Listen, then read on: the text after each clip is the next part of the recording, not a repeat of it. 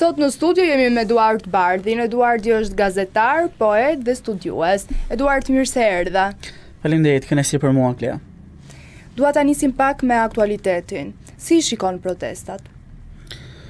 Kemi parasysh, sot që ne flasim, Shqipëria ka kaluar 45 vite komunizëm nga 45 deri në 90 dhe me të vërtetë ka qenë një periudhë e tmerrshme me censurën, me ideologjinë, me shtypjen e fjalës së lirë dhe kam përshtypjen se sot shqiptarët nuk duan që të kalojnë në të njëjtën periudhë errësire siç ishte periudha e komunizmit dhe ndoshta kjo ka qenë nga arsyet e forta të cilët ata janë çuar dhe kanë krijuar këtë revoltën e madhe që dalin çdo ditë në protest dhe në gjithë historinë e Shqipërisë nuk është krijuar ndonjë protestë me përmasa dhe parametra të tillë dhe vlen të përgëzohet kjo situatë. A mendon se do vazhdoj protesta?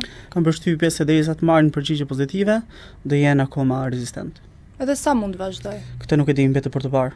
Pa mendon se me këtë protestë paqësorë do t'ja arrin qëllimin protestuesit? Mendoj që edhe pse është një protestë paqësore, ka arritur disa merita. Ndër meritat e përmendëm më parë që është rezistenca. Më pas një protestë me të tillë përmasash nuk ka figuruar më parë në historinë e Shqipërisë, por derisa ky lajm ka shkuar deri në mediat botërore dhe më tej kemi marrë disa reagime nga eurodeputetët dhe nga Parlamenti Evropian, ka pasur parashikime të mira. Ti vetë ke protestuar? Kam qenë pjesë e protestës disa ditë, me sa kam pasur mundësi, por angazhimet e tepërta më kanë e presim të këtë pjesë? Po. Okej. Edhe herë, më bëj pyetjen. Ti pjesë e protestës ke qenë vetë? Kam qenë disa ditë, me sa kam pasur mundësi, sepse angazhimet ndonjëherë dhe nuk ta japin këtë komoditetin e mundshëm. Ndihesh keq që nuk je prezent nga fillimi deri në fund? Nuk jam fizikisht, por shpirtërisht gjithmonë jam aty me protestuesit. Cila është gjëja që të ka lënë pa fjalë nga kjo protestë? Marshimi, njerëzit e shumt, lënia e kafes dhe marshimi për protestë dhe çdo gjë tjetër të cilët e ka bërë këtë protestë funksionoj në të tilla parametrash. Meqense ti je poet, si të duken pankartat?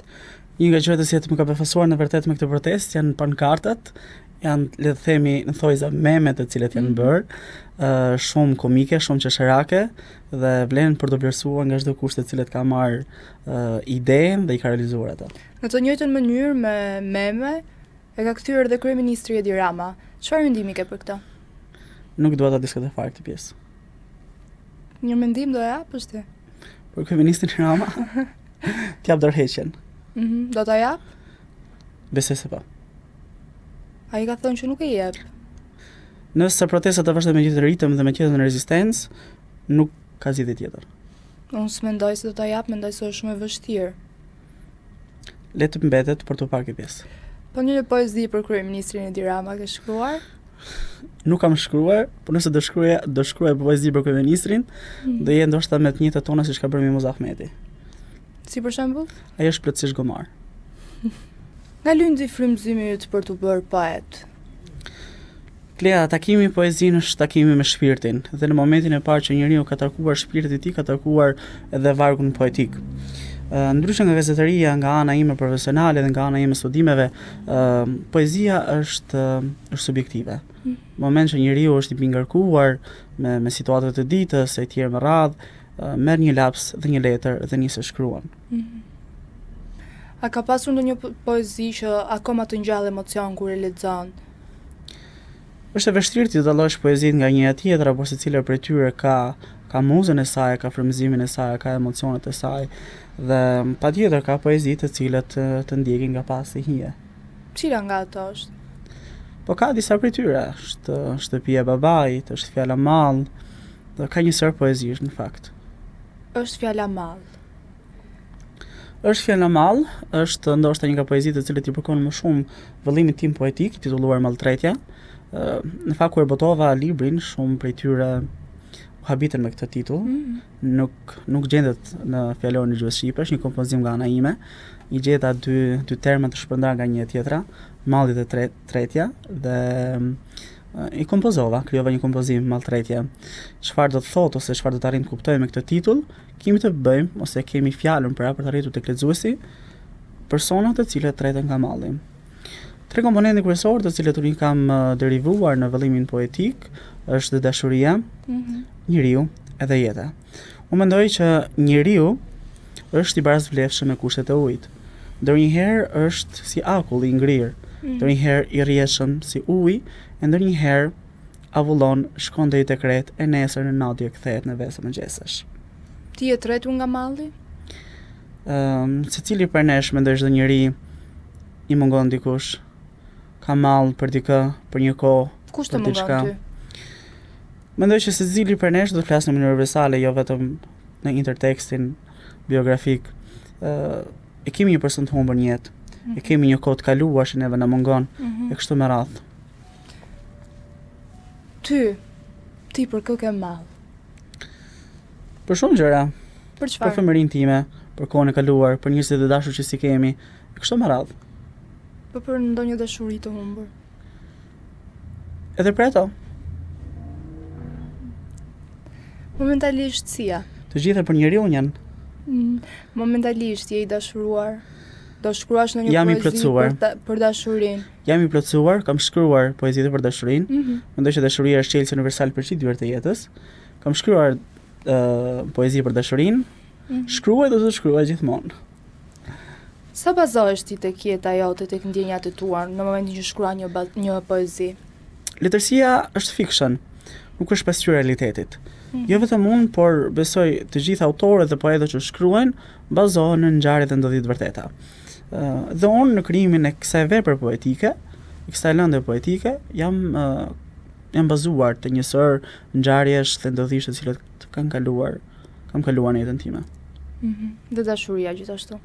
E ndërto po. Mund na thuash disa rreshta që ke shkruar për dashurinë? Është një poezi që e kam shkruar në grekisht, e kam titulluar Kan nga e lumit. Është e shkurtër, por mendoj që ka shumë derivate dhe dekodime për të arritur kuptimin që unë kam dashur në fakt ti përcjell lexuesit. Dhe lumi lëshon të zë, me padurime të kallëzu, syç ka i kishin pa për të hujet në atë vend një copet për në dy. Ka është poezia. E dua dhe unë jetën time një djalë poet që të më dedikoj kështu lloj poezish. Uroj ta gjesh. A thua? Uroj. A do të gjej apo jo? Po kjo është në dorën time. Nëse ti do më dedikoje mua një poezi, cila do ishte ajo? Le të mbetet për herë tjetër kjo. Nëse do kishit mundësi të heqni dorë nga njëra, gazetaria dhe poezia, kë do zgjidhni dhe pse? Mendoj, gazetaria është objektive, do të thënë, do shkosh atje, do bësh punën e tjerë me radhë. E përmendem më parë në raport me poezinë, sepse takimi me poezinë është takimi me shpirtin dhe ku ka më bukur se njeriu të takojë shpirtin e tij poetik. Me shumë vështirësi do zgjedh poezinë. Cila është plaga shoqërore që mendoni se poezia mund të prek më fort se sa gazetaria? Është interesante se ka ngjarje të cilat gazetaria i zbardh dhe poezia i përshkruan ato me vargje. Dhe ndonjëherë situata që njeriu humb në jetë, humb njerëzit, dhe kjo situatë kthehet në dhimbje, nga dhimbje kthehet një vepër poetike. Më kujtohet tashmë një nga leximet e mia që kam bërë mbi letërsinë botërore, më kujtohet Tolstoi, teksa thot më dhuroni një dhimbje, a unë t'ju fal një kryevepër. A ke pasur ndonjë rast kur ke bërë ndonjë lajm, ke raportuar dhe më pas e ke krijuar në poezi? Ka pasur, është e vërtet, ka pasur, edhe më lejo ta përmend ka qenë rasti i Martin Canit. E ke bërë poezi? E kam bërë poezi. Dhe lexoja me shumë kënaqësi, por nuk e kam tashmë. Okay. Nëse do t'i lexoni një poezi një njeriu që nuk ju njeh, cila do ishte ajo? Është e vështirë të ndash poezi dhe të thuar se cila ka më shumë rëndësi dhe cila jo, por do lexoja nga poezitë e mia që i dedikohet dashurisë. Ka tip i dashurit ti? E përmenda dhe më parë që dashuria është çelësi universal për gjithë dyert e botës.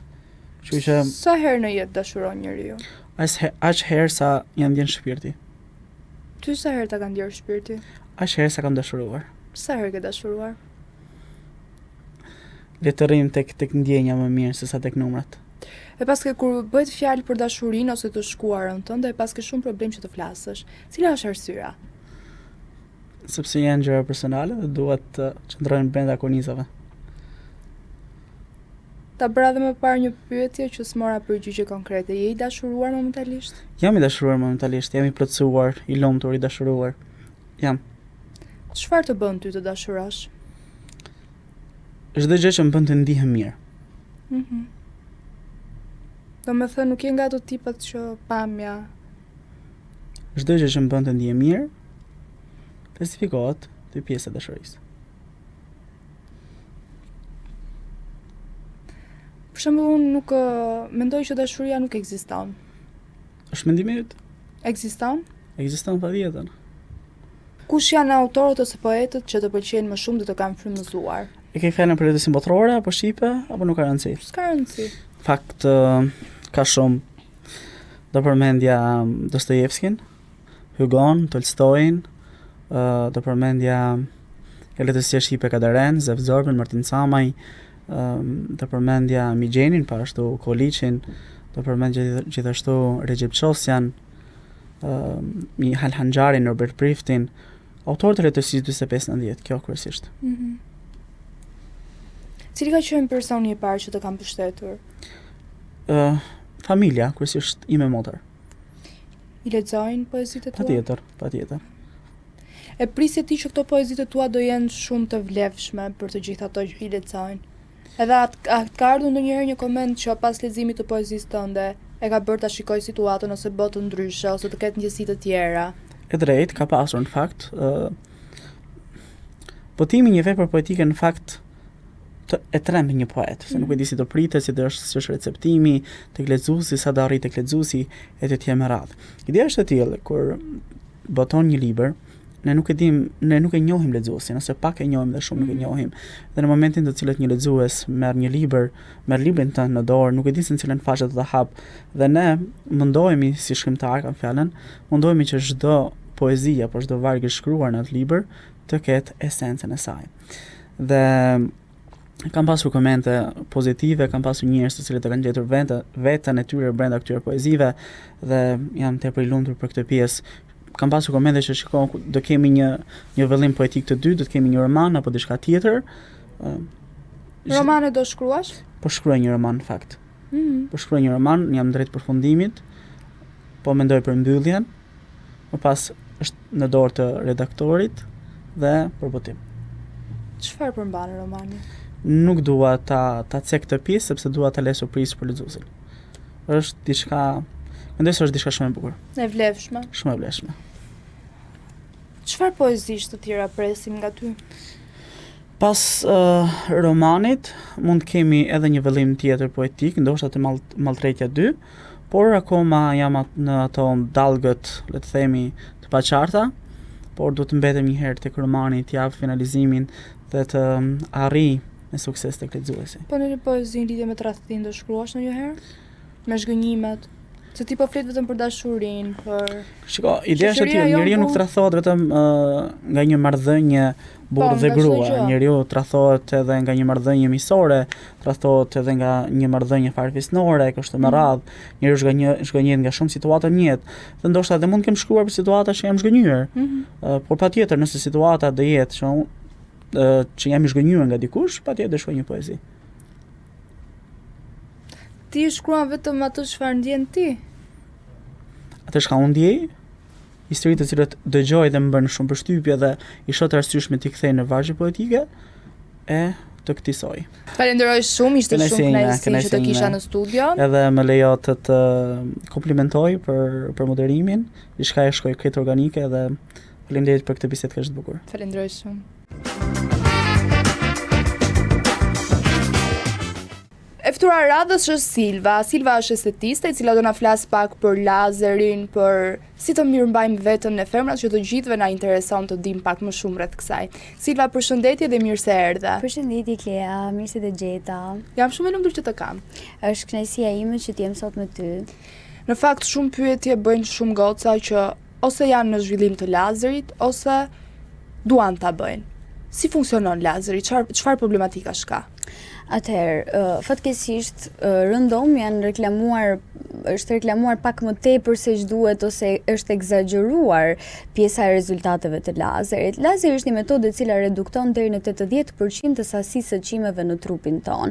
Pra nuk është një metodë që arrin që të largojë 100% të tyre apo edhe mos të dalin më asnjëherë në jetë. Është shumë e rëndësishme që të kuptojmë faktin që lazeri është një proces individual, pra nuk reagon njësoj tek persona të ndryshëm, pra tek unë apo dhe tek motra ime, tek personat të cilët janë të njëjtit gjak, por që duhet të kemi parasysh që lazeri nuk i largon 100% sasinë e çimeve dhe gjithashtu duhet të bëjmë seanca mirëmbajtje pasi kemi mbyllur seancat e plota. Sa duhet të jenë seancat e plota? Atëherë, në protokoll janë 6 deri në 14 seanca, pavarësisht se reklamojmë gjithmonë një numër të vogël seancash në shumicën e rasteve, patjetër kjo bëhet që të tërhiqen sa më shumë klient, por në realitet në protokoll arrin deri në 14 seanca.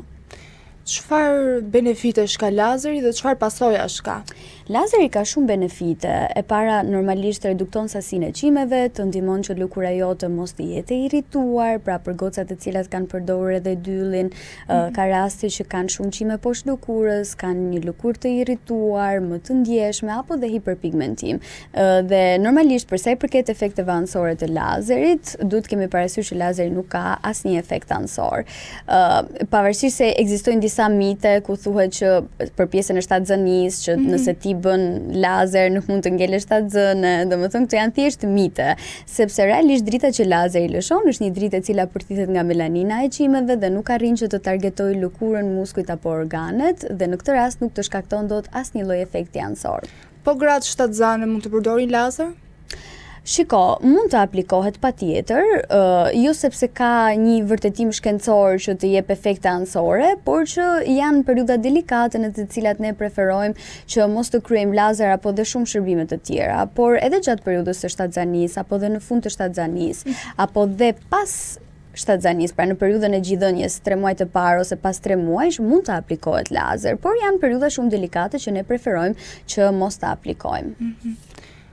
Doja të di, kam parë shumë raste në rrjetet sociale ku lazeri dhe ka djegur. Po, djeg lëkurën. Faktikisht kjo ndodh gjatë periudhës së verës, kur vajzat janë nxirr, pra kanë marrë reze apo ngjyrë të lëkurës nga dielli apo nga solari, kjo ndodh zakonisht me lazerat me djegje, që ju targeton edhe lëkurën, pra pigmentin e lëkurës, sepse normalisht gjatë verës ne kemi pigment të shtuar, kemi më shumë ngjyrë. Dhe për këtë arsye ndodh edhe që normalisht të digjet lëkura. Kjo është arsyeja pse ne duhet të përzgjedhim specialistët e dur kur ne bëjmë lazerin. Është një faktor i cili mund të shmanget patjetër, jo duke mos e bërë lazerin gjatë periudhës së verës, por duke përdorur lazerin e duhur, sepse ka disa lloj teknologji lazerash të cilat mund të përdoren edhe gjatë periudhës së verës, duke ndjekur me shumë kujdes protokollet e duhura, pra ditët para dhe pas lazerit që nuk duhet të ekspozohemi direkt në diell apo të shkojmë nëpër plazhe ose solar. Ne kemi 2 lloj lazerash, me djegje dhe me xhel. Po, cili është më i rekomandueshëm? Shiko, lazerat ne i ndajmë përgjithsisht me xhel ose me djegje, por që në të vërtetë lazerat ndahen në varësi të valve që ato kanë, pra aleksandrit, diode apo endiag, sepse duhet kemi parasysh ka edhe aleksandrit i cili vjen me xhel, pra në formatin e xhelit. Pra nuk ndahen thjesht është xhel dhe është diode ose është djegje dhe është aleksandrit. Tani normalisht teknologjitë kanë përparuar edhe kanë ardhur formate të ndryshme, siç e thash kemi edhe aleksandritin në formatin e xhelit. Dhe xheli ka një gjë shumë të mirë që të ndihmon sidomos në seancat e para që ti mos të ndjesh dhimbje, pra të vjen pak më komod si procedurë dhe të ndihmon në reduktimin më të madh të sasisë së çimeve në trup. Ndërsa pjesa e lazerit me djegje pastaj na hyn në punë, sidomos kur jemi tek seancat e fundit apo të mirëmbajtjes, ku mund të targetojmë edhe ato çime të cilat vijnë pak më të buta, edhe më me pak pigment se sa në fillimet e seancave. Në fakt unë doja të di se ku e jep më shpejt rezultatin lazeri, në cilat zona? Në cilat zona? Atëherë, zona që përgjithsisht preferohet të bëhen më së shumti me lazer janë zona e bikinit dhe zona e sqetullave, duke qenë se janë zona që ngacmohen vazhdimisht, pra duke u epiluar, dhe normalisht kjo ndikon edhe në trashësinë e qimes, dhe edhe aty janë zona të cilat ne shikojmë pastaj duke patur një qime më të errët, ne shikojmë edhe rezultatin akoma më të shpejt, sepse sa më errët të jetë qimja dhe sa më e bardhë të jetë lëkura, edhe rezultati është më i dukshëm. Shumë njerëz, shumë vajza thonë që lazeri në disa pika, që nuk dua t'i përmendi, nuk u ka dhënë rezultat. Pse ndodh kjo? Shiko, lazeri është një metodë e cila nuk reagon njësoj tek të gjithë njerëzit. Ka dhe raste që nuk është aplikuar si duhet, apo nuk është përzgjedhur mënyra e duhur ose teknologjia e duhur e lazerit që të japi atë rezultatin, por ka dhe raste që pavarësisht se puna bëhet shumë mirë, nuk merren rezultatet e duhura dhe ka disa faktorë që ndikojnë. Kemi faktorët hormonal të çrregullimeve hormonale, apo kemi sëmundje të ndryshme si tiroidja, pra sepse normalisht na sjellin çrregullime të ndryshme në trup, dhe këto janë disa faktorë të cilët ndikojnë edhe në sasinë e çimeve në trupin tonë, dhe domosdoshmërisht do të ndikojnë edhe tek rezultati i lazerit, por po ta marrim pastaj me hollësisht ka shumë faktorë të tjerë të cilët ndikojnë. A është kancerogjen lazeri? Jo. Nuk s'ka lidhje fare, domethënë. Lazeri ka shumë vite që aplikohet në përbot. Pajisja para se të dilte lazeri ishte elektroliza, pastaj filloi të normalisht të përparonte dhe doli si pajisje e re lazeri që na ndihmon me reduktimin e sasisë së qimeve, por nuk ka asnjë lloj efekti anësor dhe patjetër nëse do kishte do ishte hequr nga tregu me vite, janë pajisjet e cilat janë të certifikuara dhe normalisht ka kontrolle përpara se ato të transportohen, të vinë në Shqipëri apo dhe të dalin nga fabrika të ndryshme në vende të botës. Në cilat mosha nis aplikimi i lazerit? Kjo është një ndër pyetjet më të shpeshta që mua më drejtohet. Lazeri mund të fillohet që pas moshës 13 vjeç, por ka disa kritere që duhet të plotësohen, pra që ti të mund ta fillosh. Dhe normalisht në moshën 18 patjetër që duhet vish të paraqitesh me një nga prindrit. Çfarë kriteresh duhet të ketë? E para, një ndër kriteret, pra për femrat në këtë rast, është që duhet të kenë ciklin, pra të ketë ardhur cikli, që të mund të fillojnë seancat e lazerit, por duhet pasur parasysh që nga mosha 13 deri në moshën 18 apo 20 vjeç është ajo periudha e pubertetit që ti mund të kryesh seancat e lazerit, të ndihmon në reduktimin e sasisë së qimeve apo mirëmbajtjen e lëkurës, por nuk është një ndër rastet ku ti e merr atë rezultatin definitiv, sepse normalisht e një periudhë të pubertetit dhe ndryshimet që vinë në trupin tënd sjellin edhe sasi më të mëdha të qimeve, pra që nuk është një ndër rastet që ne kemi efektin e lazerit shumë afatgjatë. Atëherë unë jam kurioze të di, në klinikën tënde, a vinë meshkuj apo e kanë tabu? Jo, vinë, me thënë të drejtën, edhe më vjen shumë mirë për këtë pjesë, sepse më përpara vërtet ka qenë tabu, do më thënë që nuk vinin, ne kishim problem të shkonin në përqendra estetike, por tani është normalizuar goxha, si në të gjithë botën, edhe mendoj që është gjëja më normale, që duke qëndruar brenda kornizave të duhura, po flasim për çështje higjiene. Pra meshkujt vinë në shumicën e rasteve të bëjnë për shembull lazer tek zona e sqetullave, që është gjëja më normale që mund të bëjnë. Tani të kalojmë pak tek estetika.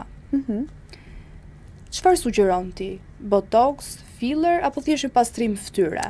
Shiko, injeksionet patjetër tani janë bërë trend për të gjitha gocat. Jam shumë dakord që të bëhen të gjitha, por duke qëndruar brenda disa kontureve, disa kornizave, duke mos dalë nga vetja jote, patjetër që kur ti do të bësh një ndryshim dhe ndihesh më mirë me veten tënde, është gjëja më normale që mund të bësh. Edhe kërkohet absolutisht, është një ndër shërbimet që kërkohet më së shumti. Domethënë pjesa e injektimeve, pra injeksionet fillerat janë njerë baza në estetik.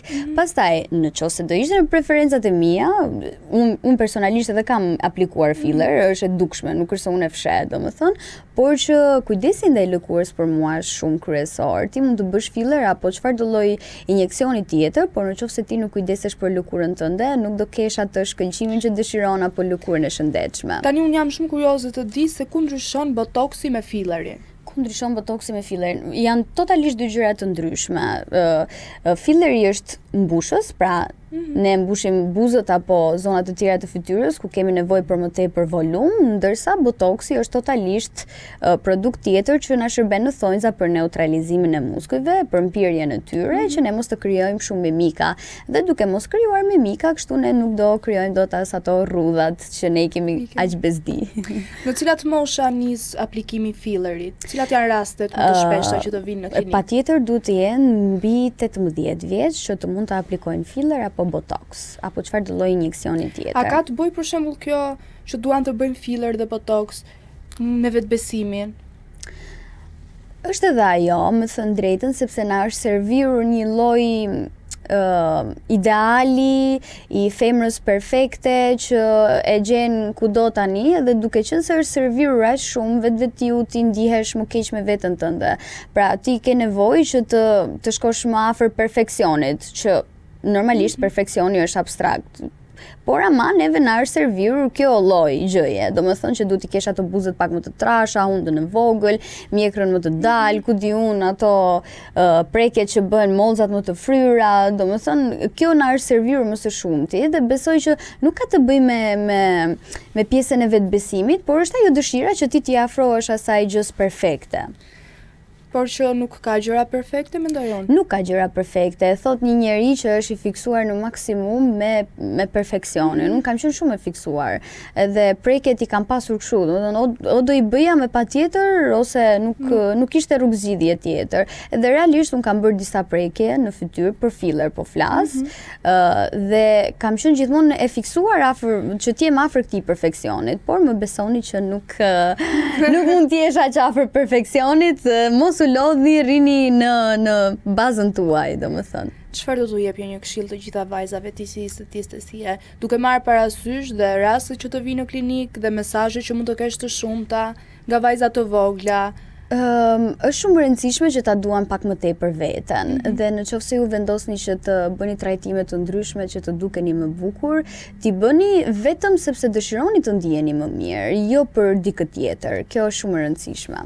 Domethënë bëjini vetëm për veten tuaj, që ju të ndiheni më mirë me veten tuaj, ato trajtimet, lazer, fillera, ku di unë të gjitha, domethënë, por gjithmonë vetëm për veten, për asnjë person tjetër. Silva, më falenderoj shumë që të kisha sot në studio dhe për këshillat mjaft të vlefshme dhe për të gjithë pikpyetjet që kishim në lidhje me lazerin, sepse është një temë, le të themi, shumë e vërtetë. Shumë pikpyetje, a është i dëmshëm, a është kancerogjena, a përdoret tek femrat shtatzane? Mendoj se këto përgjigje besoj do i hynë në punë shumë gocave që i kanë patur këto pyetje me veten e tyre, dhe nuk isha shumë në top form sot, po mendoj që isha mirë goca dhe sa informacione për ju. Faleminderit shumë. Bashk do të shihemi sërish, shpresoj. Me patjetër, ishte shumë tema shumë më të bukura.